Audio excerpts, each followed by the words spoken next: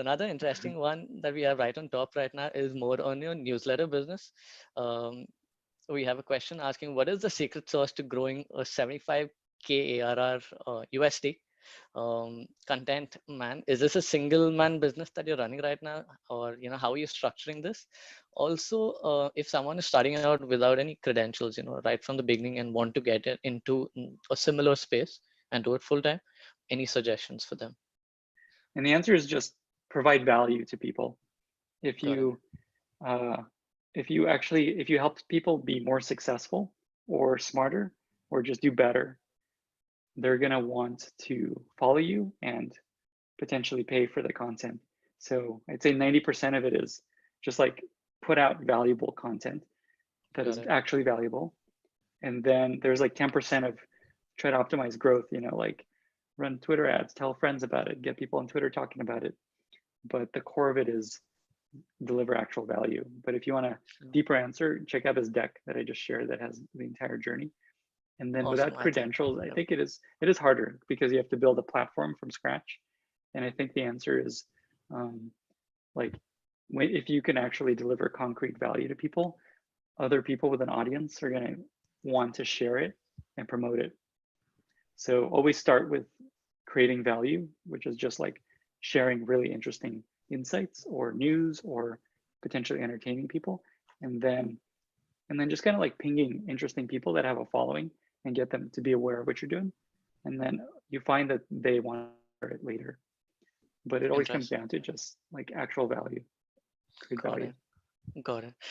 So moving on to the next one, it's around the acquisitions and around your first startup, Local Mind. What inspired you to start that? How did the acquisition happen? Anything that you can share with us? And if you can link this to domain experience, given that you got into a product role at Airbnb because of this acquisition. So did that domain experience really help you? Is this something that is important in general product roles? Got it. The experience did not help me very much at Airbnb, to be honest, partly because I moved from engineering into product when I got there and I had no idea what I was doing as a product Right. manager when I first started. But in terms of the company, so Local Mind was the company that I started, and it was a location-based app that allowed you to talk to people that are anywhere in the world and find out what's happening there right now. So you could ask someone, how long is a line at this restaurant, or is this restaurant any good? And that was the app. So you pick a place and you talk to people. And the idea for it came from around the time Foursquare released their API back in the day when check-ins were very cool. I started thinking about like, what can we do with this cool data about people sharing their location and opting into sharing where they're at? And the idea was, okay, what if we just like take all this data of where people are at and connect them to people that are interested in knowing what's happening at that place? Mm-hmm. And so the idea came from this like shift in tech almost, that there's this data available. And so that was the inspiration. And then the way we got acquired by Airbnb, the first step was I was at South by Southwest in Austin, met the head of product at Airbnb randomly. And then a year later, they came back to us because he remembered us and they had a problem they wanted solved. And he thought that we would be a good team to solve it. And so initially we started talking about partnerships and maybe working together, and eventually led to an acquisition. Awesome, awesome. Thanks for sharing that journey as well. This is again regarding the newsletter. So any frameworks that you are currently following to generate this content? Maybe, anything that around researching ideas. Yeah. So the way the newsletter works is it's an advice column where people send me questions and answer a question. So I have it's like an increasingly long backlog of questions, and I just have a big list, and I try to pick things that I'm just excited about looking into, because then the content will be really interesting. So the framework is just what is most interesting and timely, and then plus, like, if they're a paid subscriber, I bump them to the top. And then I have to decide, do I want to go super deep and spend like months looking at this thing, or do I just answer it directly this week? And so what I'm trying to do right now is every month I go really deep on a question, and then every other week in between I answer it directly, but not spend months researching. So it's mostly based on just like interest level, because the more interested I am about it, the better it's going to be. Interesting, interesting. So any metrics that you currently look at to judge early stage startups and maybe specific to marketplace, or we can take that, to be generic. And second part is any interesting startups that are not in stealth, but anything that you can share, which might be interesting for the Asian counterparts here. Most of our audience is based out of Asia, so two questions there. Okay, sure. So the first is, what do I look for in an early stage startup? So as an investor, you basically want to cheat as much as possible and have as much evidence that this is going to be an amazing, huge business. And so early stage, there's not like there's rarely any traction, and there's rarely revenue or anything like that. So what you want to look at is all the other signals that tell you this is going to be really successful. So the most common are just like, how great is this team? How fast do they move? How much experience do they have? How well do they work together? How much have they built up to now? How much research have they done?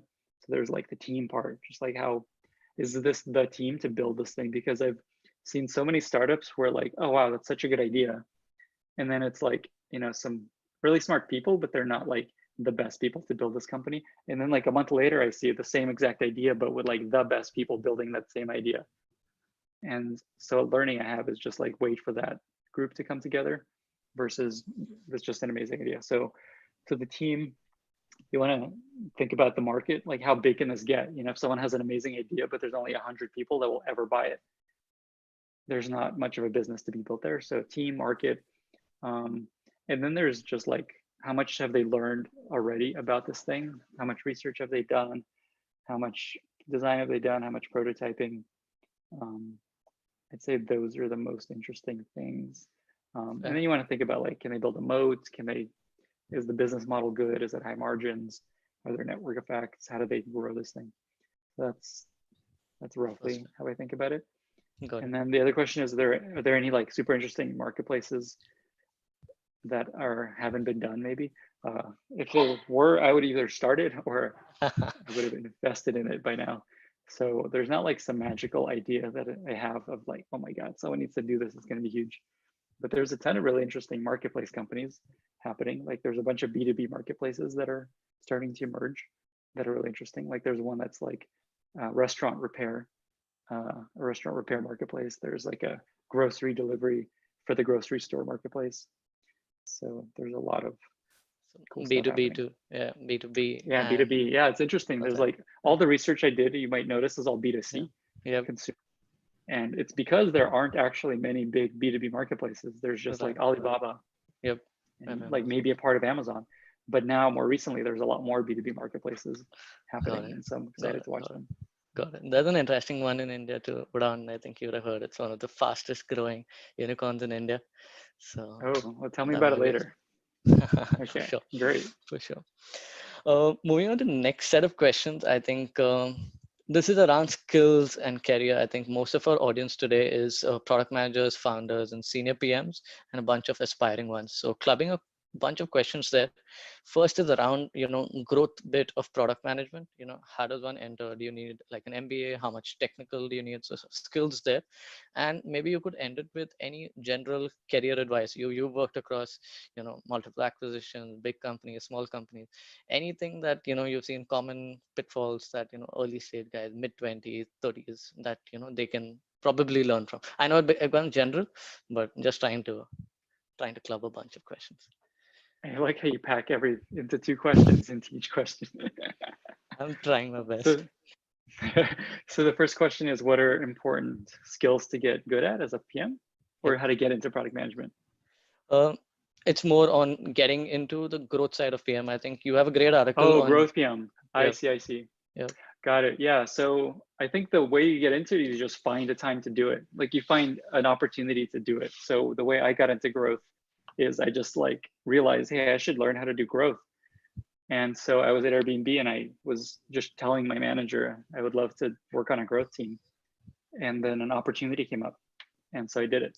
Fair. So I think it's mainly just like look for openings.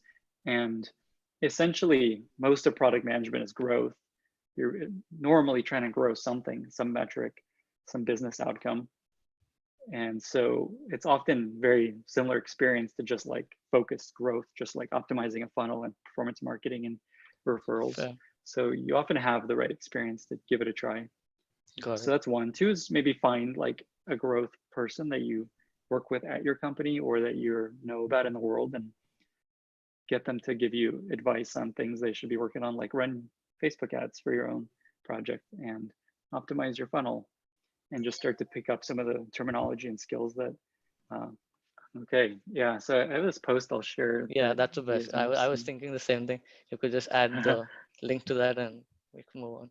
Yeah, so like my secret is anytime I get asked things enough times, I just write it down because I forget Awesome. the best answer, and then it gives Yep. me a chance just to put it out of my head, and then I forget it all.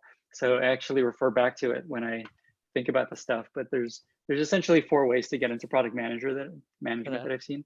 Right. Either you transition from an existing company, sorry, inside of an existing company, from like engineering to product or design to product or data to product.